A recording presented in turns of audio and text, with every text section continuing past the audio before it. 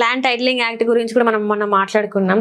అంటే అది కేంద్రం నుంచి వచ్చింది కూడా, వీళ్ళు స్టేట్ గురించి స్టేట్ కి ఆపాదించి మాట్లాడడం ఇదంతా వీళ్ళకే చెల్లుబాటు అయిందంటే వాళ్ళ కోఆర్డినేషన్ ఉండదు. ఒక పక్క పెమ్మసాని ఒక మాట మాట్లాడతాడు ఆయన, ఇంకో పక్క ఇంకో మంత్రి ఇంకోటి మాట్లాడు, ఇంకో పక్క అసలు ఏటి తెలియని పవన్ కళ్యాణ్ ఒకటి మాట్లాడు, ఈ సాగనోటి మధ్యలో ఇంకొక ఎలివేషన్లు ఇచ్చుకుని మాట్లాడు. ఓవరాల్గా ఏంటి అందరూ గవర్నర్లా ఉండరు సార్, మీరు ఏడు చెప్పిన అబద్ధాలని చదివి వెళ్ళిపోవడానికి. నీతి ఆయోగ్ నుంచి వచ్చింది ఇప్పుడు వీళ్ళు ఇట్లా మాట్లాడడం ఎంతవరకు కరెక్ట్ సార్? అంటే వీళ్ళు ప్రభుత్వంలోకి అధికారంలోకి రావడానికి దాన్ని బూచిగా చూపెట్టారు. నీకు ఇంకో విషయం తెలుసామా, ఇప్పుడు నువ్వు సంవత్సరం పాటు పనిచేస్తేనే కదా నీకు ఇన్సెంటివ్ బోనస్ ఇస్తుంది మీ కంపెనీ. అవును, అప్పుడే వచ్చాయని చెప్పారు, ఫిబ్రవరిలోనే వచ్చేసిందని చెప్పేసి పెమ్మసాని గారు చెప్పేశారు. ఇప్పుడు ఫిబ్రవరిలో వచ్చిందంటే ఎప్పటికీ ఈ జగన్మోహన్ రెడ్డి అనే టెన్యూర్లో అది పని చేయబట్టి ఆ నెక్స్ట్ గవర్నమెంట్కి ఇన్సెంటివ్ టైప్లో వచ్చింది. అది ఈ గవర్నమెంట్కి నీకు అర్థమైందా? పని 6,000 పైచీలు గ్రామాలు చేసిన Jaganmohan Reddy created land mark in entire AP తరఫున భారతావనంలో ఇలాంటి ల్యాండ్ టైటిలింగ్ యాక్ట్ ఆంధ్రప్రదేశ్ ఒకటే చేసింది అని చెప్పిన తర్వాత నీతి ఆయోగ్ రికమెండేషన్ ఏంటంటే ఫర్దర్ 400 crores గ్రాంట్ చేసింది. ఎందుకు? స్టేట్ ఎక్స్చెక్కర్ నుంచి ఒక 700 కోట్లు, కేంద్ర ప్రభుత్వం ఇచ్చిన 200 కోట్లతో కలిపి దగ్గర 1000 కోట్లు ఖర్చు పెట్టింది. కాబట్టి అది కేంద్ర ప్రభుత్వ ప్రాజెక్టే కదా, పైలట్ ప్రాజెక్ట్ కింద. అంటే ఖర్చు పెట్టిన డబ్బులు వెనక్కి ఇచ్చినా, ఇన్సెంటివ్ ఇచ్చినా, గ్రాంట్ ఇచ్చినా వీళ్ళ ఖాతాలో వేసుకోవడానికి వాళ్ళు దాన్ని ఇష్టం వచ్చినట్టు మార్పులు చేర్పులు ఆ డబ్బులు ఎలా తగ్గబెడుతున్నారు? నోరిపితే మళ్ళీ అబద్ధాలు. ఎన్నో 100 కోట్లు ఖర్చు పెట్టేశారు రాయికి, వల్లకాడికి, వసిన పర్వతంకి. ఇప్పుడు నిజంగా జగన్మోహన్ రెడ్డి అని ఏమని రాశారు? జగన్ ప్రభుత్వ ల్యాండ్ టైటిలింగ్ సర్వే ఏదో దాని మీద ఉంది. ఆ రాయి తీసి వెనక్కి తీసి పాతు అయిపోద్ది కదా. అది కదా చెక్కలాట, అమరశిల్పి చెక్కలు నీళ్ళు చెక్కుతాను అట్లా పట్టుకుని. పెయింట్ వేసినా లేకపోతే ఇంకేదో చేసినా అది వెళ్ళిపోద్ది సార్ దానికి. ఇప్పుడు నాకు మొన్న పాషా అని చాలా బాగా చెప్పాడు ఆయన, జేబులో 100 రూపాయల నోటు ఉంటుంది, దాని గాంధీ బొమ్మ ఉంటుంది. ఎగ్జాంపుల్ మీకు చెప్తున్నాను ప్రాక్టికల్గా, మనం అర్థమయ్యే భాషలో చెప్పాలి కదా ప్రజలకి. 100 రూపాయలు అన్నది భూమి కొనడానికి అమ్మడానికి కూడా వాడే వస్తువే కదా. మనకి ఒక అండర్స్టాండింగ్ పాలసీ ప్రకారం గవర్నమెంట్ పరంగా అదేంటి గాంధీ గారి బొమ్మ ఉంది కాబట్టి దాని మీద ఈ నోటు చల్లదని అవడం ఆర్గ్యూ చేస్తాడే, లేదా భూమి కొనడానికి అదేంటో నా భూమిని అమ్ముతుంటే గాంధీ బొమ్మ ఇచ్చావు కాబట్టి ఇది ఎలాగన్నది. ఉదాహరణకి జగన్మోహన్ రెడ్డి అలాంటి ముఖ్యమంత్రి 5 సంవత్సరాల టెన్యూర్ అవునా కాదా చెప్పమని ఫస్ట్ ఆన్సర్. ఇప్పుడు ఏ ముఖ్యమంత్రి అయినా సరే ఆడ బొమ్మ వేసుకోకుండా లేకపోతే ఏం లేకుండా అచ్చని పచ్చపచ్చ రాజకీయాలు ఏం చేస్తారు. అంటే మన నిర్మలా సీతారామన్ వచ్చి రాష్ట్రాలన్నింటి మీద కలిపడిపోయి తిట్టుకుంటూ తిడుతుంది కదా, నరేంద్ర మోడీ ఫోటో ఎందుకు పెట్టలేదని. ఇప్పుడు ఇంతకు ముందు కూడా చంద్రబాబు నాయుడు గారు ఉన్నప్పుడు కూడా ఆయన ఫొటోస్ కూడా ఉన్నాయి కదా. అసలు దాన్ని తెరలేపింది తను కదా, జన్మభూమి కార్యక్రమానికి అయినా ఏదైనా. అంటే జన్మభూమి అంటే అప్పుడు మేము లేము కానీ చెప్తూ ఉంటారు అట్లాంటి కార్యక్రమాలు జరిగినప్పుడు తన ఫొటోస్ పెట్టుకునే వాళ్ళు. జన్మభూమి నిజమైన రూపకర్త అంటే కేసీఆర్ గారు, ఆనాడు తెలుగుదేశంలో రూపకర్త ఆయన. జన్మభూమి కమిటీలకి ట్రైనింగ్లో అవన్నీ ఇచ్చింది కేసీఆర్. ఈ చరిత్ర ఇది, ఎవడు మార్చలేడు దాన్ని. మరి ఈ రోజు ఎందుకు ఇట్లా ఇట్లా ఇట్లా అసలు విజనరీ ముఖ్యమంత్రి అంటే ఏ విజన్? ఇప్పుడు 18 నెలల కాలం అయిపోయి ఇప్పుడు విజనరీ ముఖ్యమంత్రి అంటే ఇప్పుడు అమరావతి ఉంటుంది ఉదాహరణకి, అది మునిగిపోతుందో మొలగట్లేదో అన్నది అందరి డిస్కషన్ నడుస్తుంది కదా. ఇప్పుడు విజనరీ ఉన్నాడు అయితే చెన్నై మూలిపోద్ది, హైదరాబాద్ మూలిపోద్ది, ముంబై మూలిపోద్ది, బెంగళూరు మూలిపోద్ది, అన్ని మూలిపోతాయని చెప్పినాడు. విజనరీ ఉన్నాడు ఏం చేయాలి? మొలగన ప్రాంతాన్ని కదా రాజధాని కింద పెట్టాలి.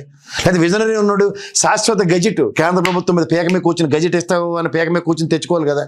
ఈ రెండు చేయకుండా విజనరీ అంటే వాళ్ళ అమరావతికి రిపబ్లిక్ డే ఉత్సవాలకి ఓ ప్రత్యేక గ్యాలరీలో అమరావతి రైతులందరినీ కూర్చోపెట్టారు, గణతంత్ర దినోత్సవ ఉత్సవాలను చూపించారు వాళ్ళకి. ఇదెందుకు మాకు? దేనికి సార్? అది వాళ్ళకి ల్యాండ్ ఇవ్వండి బాబు, 1000 గజాలకి ఇవ్వండి, 200 గజాలు, 400 గజాలు సార్. అక్కడ రైతులు చనిపోతున్నారు. అలాంటి మాకు కుదరు, మరణం సహజం. ఎవరైనా చచ్చిపోవచ్చు కానీ వాళ్ళు పోరాడి అలా మరణాలు కదా. నారాయణ గారు ఇమీడియట్ గా రియాక్ట్ అయ్యి ఆయన కారులోనే హాస్పిటల్కి తరలించారు. ఇది వార్తలకి. నా ఇల్లు వాకిలిపోద్ది, నేను రోడ్డు మీద ఉన్నాను, భిక్షాటం చేసుకోవాలని రైతుల ఆక్రందనలు కనపడదు. నారాయణ కారులో తీసుకెళ్ళాడు, అదే ఎలివేషన్ వాళ్ళకి. వాళ్ళ జీవితాలతోనే వీళ్ళు మెట్లు కట్టేసుకుంటున్నారు వీళ్ళు పైకి రావడానికి. పైకి వచ్చేసారు. వీడు మళ్ళీ ఈ పచ్చలోడు ఏమో రాసేస్తారు 150,000 ఎకరాలు కావాలని. ఇటు జాగిరిదారులు ఇక్కడికి రామోజీ ఫిలిం సిటీ అప్పనంగా ఎత్తిడం అలవాటు అయిపోయింది కదా. చుట్టుపక్కల గ్రామాలన్నీ గడపరెడ్డి దోచేయడం అలవాటు అయిపోయి అదే ప్రస్థానం అక్కడ అమరావతికి ముడిపెట్టి మాట్లాడేస్తున్నారు. త్యాగాలు అందరూ త్యాగాలు చేసుకున్నట్టు 6 ప్యాకేజీలు ఇవ్వక్కర్లే, వాళ్ళకి కాంపన్సేషన్ ఇవ్వక్కర్లే, వాళ్ళకి కావాల్సిన ల్యాండ్ టైటిలింగ్లు ఇవ్వక్కర్లే, కౌలు పడేస్తారట. నిన్న చూసుకున్నట్టయితే సార్ ఎమ్మెల్యే గాలి భాను గారు అనుకుంటా, అక్కడ తను మీటింగ్ పెట్టారు. చంద్రబాబు నాయుడు గారిని చాలా ప్రశంసలతో ముంచెత్తున్నారు. తన ఏంటంటే తనని ఆరాధిస్తా అని, లోకేష్ గారికి ఇట్లా విధేయుడు అయిపోయి ఉన్నానని, నా రాజకీయ భవిష్యత్తు ఇలా మొదలైందని చెప్పేసి లోకేష్ గారిని మొత్తం ఎలివేట్ చేస్తూ ఉన్నారు.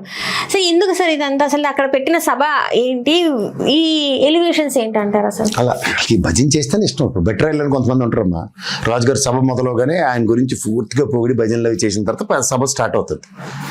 అది మనోరంజక కార్యక్రమం చూడాలి. వాళ్ళ నాన్నగారు ముద్దుకృష్ణనాయుడు గారి యొక్క లెగసీ ఏంటో, ఇవాళ ఎర్రచందనం తిరుమల క్షేత్రంలో దొరుకుతుంటే ఆ రోజుల్లో హెలికాప్టర్లలో విత్తనాలు చేయలేని గొప్పోడు ఆయన. చాలా మంది తెలిసిపోతే తెలుసుకోమండి హిస్టరీలు. ముద్దుకృష్ణనాయుడు గారి యొక్క ఎడ్యుకేషన్ మినిస్టర్గా ఆయన చేసిన సేవలు అనిర్వచనీయం.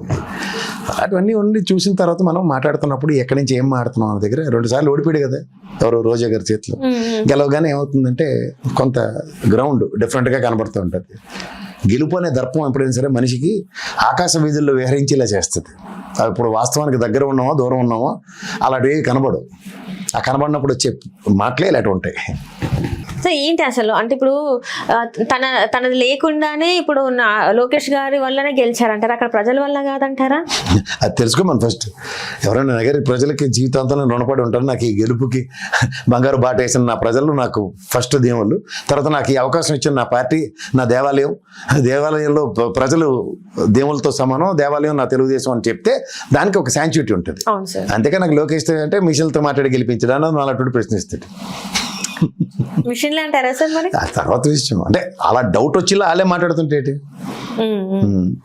ఇప్పుడు వాళ్ళ నాన్నగారు లెగసీతోనూ ఆయనకి 2 సార్లు ఓటమి తర్వాత ఆయన మీద సింపతి ట్రావెల్ అయ్యి భాను ప్రకాష్ గెలిచాడని నేను అనుకున్నాను. ఎగ్జాంపుల్ కాదు, నాకు లోకేష్ వచ్చి గెలిపించాడంటే ఆయన 3 రింకిలు జరిగి మొన్న ఓడిపోయి మొన్న మంగళగిరిలో నానా తిప్పలు పడి మెజారిటీ గెలిచాడు ఆయన.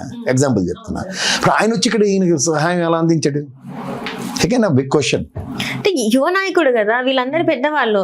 లోకేష్ గారి వల్ల గెలిచామని ఆయన యువ నాయకుడే కదా, ఆయన ముసలి వరడిపించేం కాదు కదా.